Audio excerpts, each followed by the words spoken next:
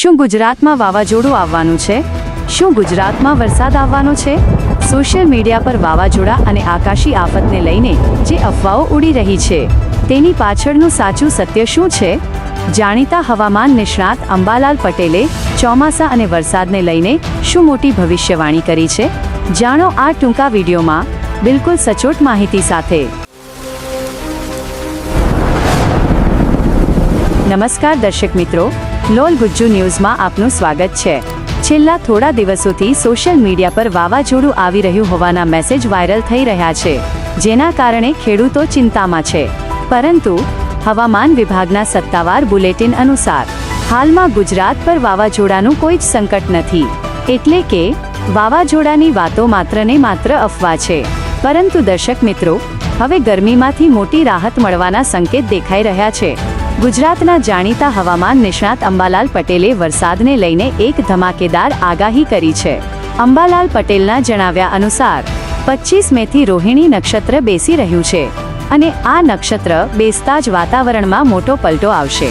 અંબાલાલ પટેલનું અનુમાન છે કે આગામી 29 મેથી લઈને 8 જૂન વચ્ચે ગુજરાતમાં પ્રી મોન્સૂન એક્ટિવિટી જોર પકડશે. આ ગાળા દરમિયાન સૌરાષ્ટ્ર, કચ્છ, મધ્ય ગુજરાત અને દક્ષિણ ગુજરાતના વિવિધ ભાગોમાં ગાજવીજ અને તેજ પવન સાથે 1 ઇંચ કે તેથી વધુ વરસાદ ખાબકી શકે છે. આ વરસાદથી લોકોને કાળઝાળ ગરમી અને બફારામાંથી મોટી રાહત મળશે.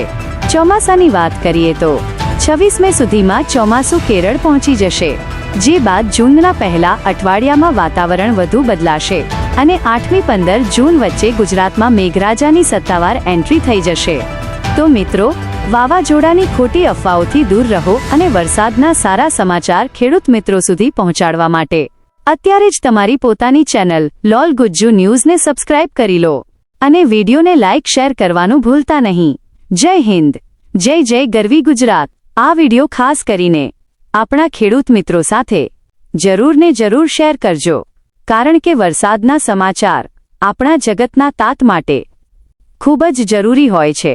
તમારો એક શેર કોઈ ખેડૂત ભાઈને મોટા નુકસાનમાંથી બચાવી શકે છે. સાચા અને ઝડપી સમાચાર જોવા માટે LOL ગુજ્જુ ન્યૂઝને સબસ્ક્રાઇબ કરવાનું ભૂલતા નહીં.